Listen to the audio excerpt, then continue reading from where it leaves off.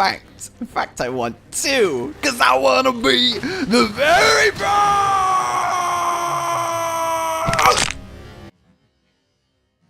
Like no one ever was. Hello, my fellow hunters, and welcome to what I think we can agree is the best thing in Monster Hunter World, and, the true end game. The pet system. Yes, there is a pet system. You know that net that you can use to mercilessly capture anything that moves, forcing it out of its natural habitat, for science? Come on. You can actually display and collect everything that you net, such as this pink rabbit, which is incredibly rare, so I made sure to grab it. So you might be instantly thinking, why would I do this? It seems kind of just a purely vanity thing, and I'd rather be cleaving monsters in twain. And don't get me wrong, as a greatsword user especially, I'm a big fan of twain cleavings. But outside of how satisfying it is to Pokemon your way through the world, and I mean, you're already hunting everything and wearing its skin in a gruesome collection of clothing trophies, why not add to that and display proudly for the world to see a lovely little mini zoo in your bedroom of the most rarest and beautiful little critters that are packed into this game. The capture of each one requiring an enormous amount of luck, patience, and know-how that I'm hopefully going to make a lot easier via this video. It really is quite an achievement, and indeed you do get actual hidden achievements / trophies for doing this that are quite worthwhile. You also get a boatload of research points, upwards of 800 for a single critter capture, which is not bad, right? And I will admit, when I finally, after hours and hours and hours of searching and hoping and trying, caught that rare bird, it was as much of a feeling as bringing down my first Elder Dragon in World. It's uncanny. And look, it's just straight up fascinating. When you take the time to slow down and stop being the murder machine that you are, you psychopath, high five, you will realize that they have packed an incomprehensible and, you might argue, needless amount of detail into crafting a myriad of endemic life that all has its actual purpose, routine, and biological function that come together to make such a living, real feeling, and beautiful ecosystem that I'm having as much fun exploring and learning about as I do our actual real life animals. And yes, I am really fun at parties, thanks for asking. I'll take you to my room and show you my creatures after the list, but for now, in at number 5, the Downy Crake. This is a little bird with feathers so soft you just want to get your face and all the way into it.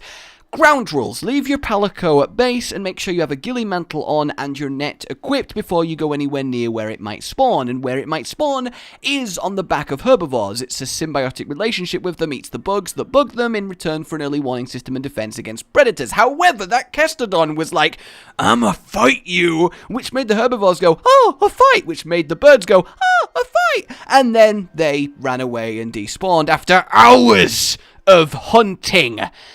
Don't let the hate control you. Okay, what's important is that I tried, alright? I at least left the child alive so the species can go on and reap a motherfucker! Yes, I did later get another attempt, but because I rolled instead of crouched, I lost them too, but I got them eventually, so it's all good. I mean, I guess silver lining, I did find the emerald helm crab, another quite rare pet, while I was hunting these guys. But in at number 4, not because it's rarer, though it is rare, but because I very much prefer it, the Wiggler Queen. As with everything, ghillie mantle on before you get any what was that? anywhere near it. The wigglers are the beautiful, glowing, kind of smooth looking. Like, I really want to like just see what their scales are like.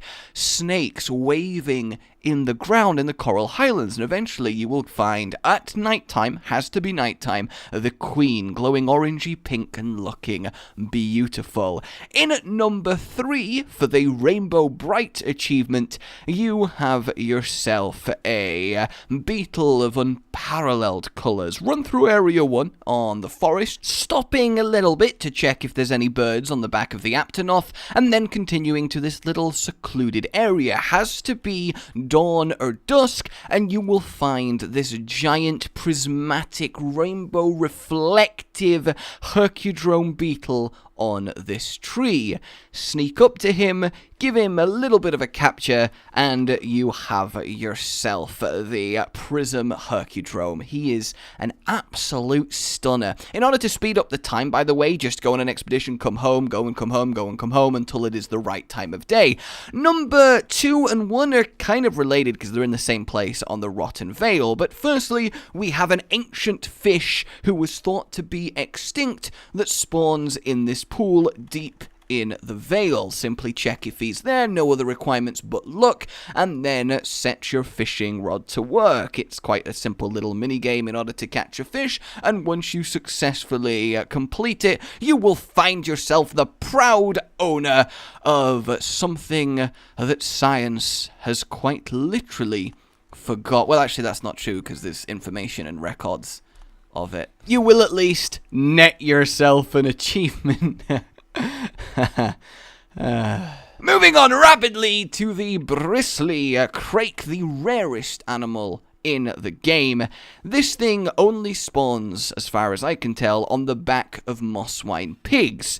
Now, there are 2 on this map that you can check, but the one that I kept running to every single time I refreshed the expedition was the one in the same area as the fish. Kind of makes sense to double up, right? You just go over here, make sure the ghillie is on, and be careful, they're so skittish, and he will be riding on the back of this mosswine. I kind of had my footage of me getting it corrupted, so I guess, to my room, everyone! Oh, hello there, welcome, come in.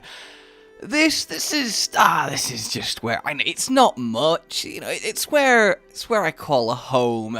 I've done what I can with the place. I mean, as a hunter, I'm used to living in stark conditions and surviving in harsh environments. So really, don't feel sorry for me. This place is adequate, you know. It really, it's absolutely fine. Don't mind the pond balcony or how gorgeous is this room?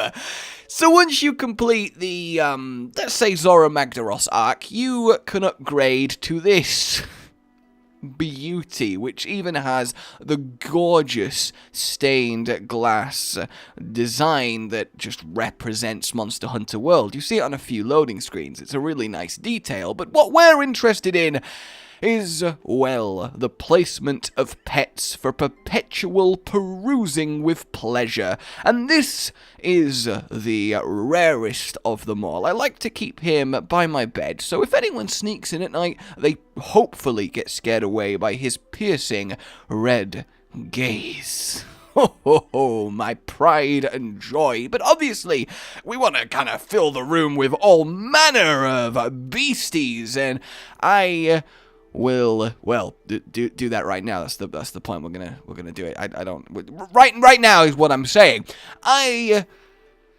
We'll start with the carpet, and I feel like this is always a weird one because it's like look at him go. Okay. I really like the climbing joy perch, but I think what I want on my carpet, just to really keep me on my toes, is probably a paratoad. I think that's what I want to see when I walk in after a long day's hunting. And then, just for part 2, let's of course go for the nitro toad a little bit further down. I would love to have this going for me in real life. Well, actually, no, that's not true at all, actually, because a lot of these would probably kill me, eat me, rip me apart. It would be. But if I could guarantee their tameness, then I would be all over it. So the hearth is interesting. We could put down our emerald crab, but I like the Downy Crake there. So we can sit atop my item box looking fluffy and adorable. The pot is fantastic because we can get the Wiggler Queen. Look at her majesty. Much better than the basic ones. And you can also put a little fluffy bird in the pot, which has its charm as well, but I do think the Wiggler is the best one for that. Then we can put ourselves a shining beetle or a gecko, but I like the scale bat, and the scale bat is actually probably one of the most fascinating of all of these guys. He's not rare, they're everywhere, but this little creature, because you captured him, brought him in for the research team, they realized that he has all the same physical characteristics and body structure as a flying wyvern, as something like Rathalos.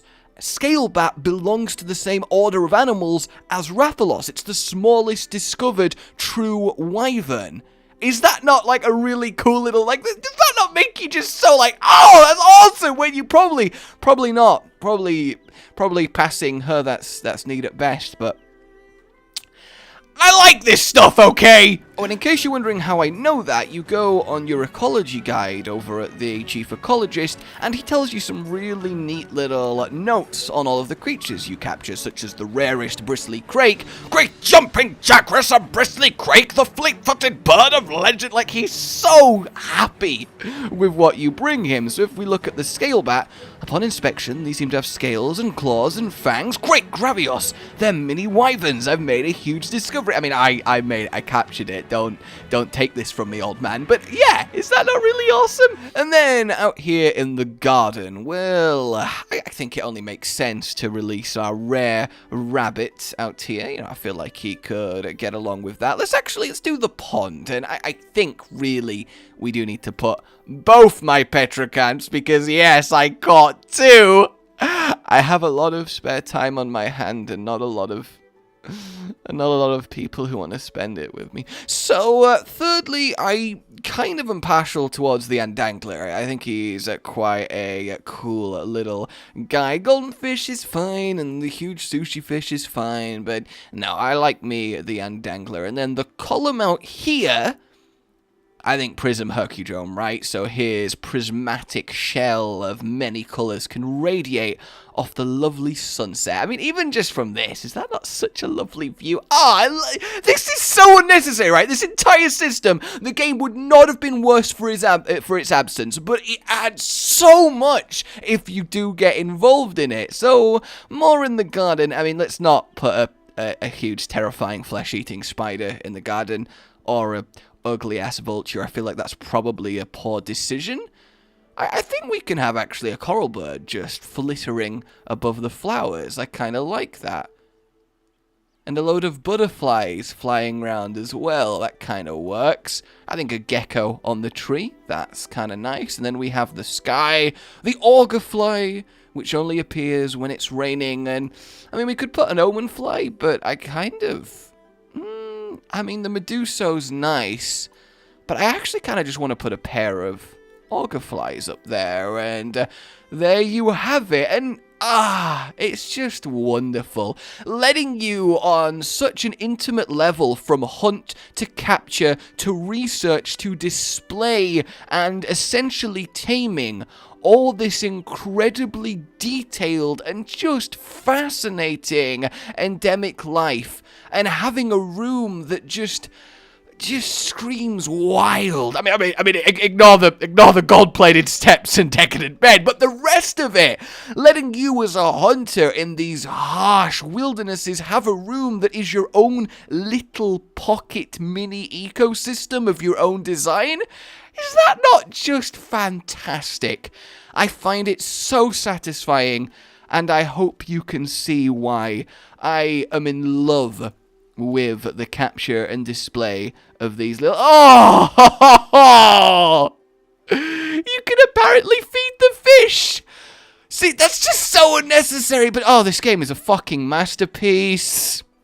Sorry, I got a little bit distracted there, but yeah, there you go, guys. That is the pet system, some of the rarer ones, and how you can make your own little mini slice of natural paradise in your bedroom. I hope you enjoyed this. I'd love to do more stuff kind of along the same vein with Monster Hunter, but yeah, like if you did, subscribe for more.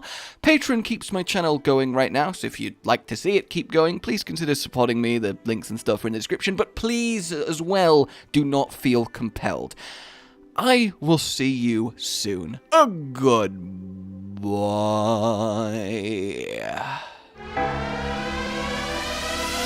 Rage Gaming with the video float. But that's all that's really relevant at the mo, but I'm still gonna leave this up so you patrons know that I love you even though the outro's no longer that kind of relevant. But the new one's being worked on and it's gonna be a truly badass song, and don't worry, I won't be doing any rapping on it. I'm gonna go now. This was shit.